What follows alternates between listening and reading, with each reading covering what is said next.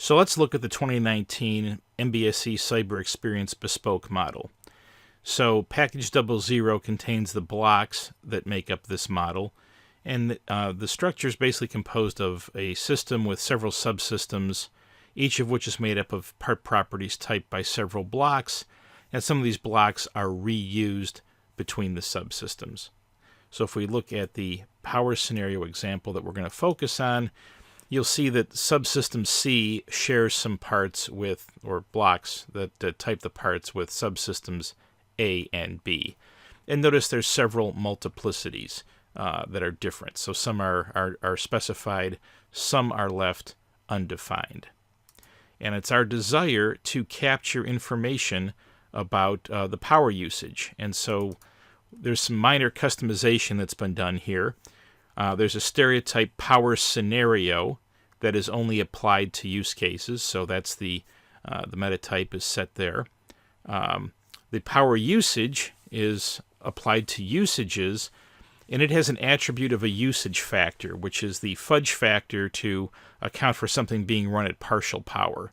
But however, I've set the multiplicity to that attribute to 1, which basically means that when you create a power usage, it automatically instantiates the usage factor and assigns the default value. Before I did this, I had to go in and manually adjust them all to 1. So that's a useful trick when you create something.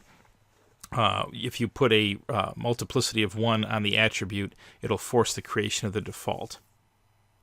Now, if we look at the customization here for the power usage, notice there's some error checking going on here. So the target of the customization is the power usage, and we hide the meta type once it's applied, which is usually a good thing to do. But notice that we've restricted the type for the source and the target. This only can connect power scenarios to part properties.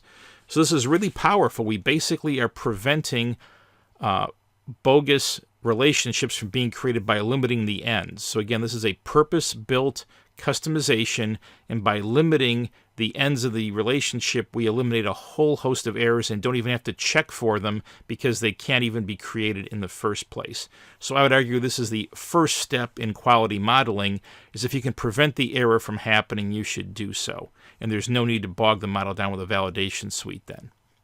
If we look at the customization for the power scenario, again, we are adding an attribute here, and it's derived.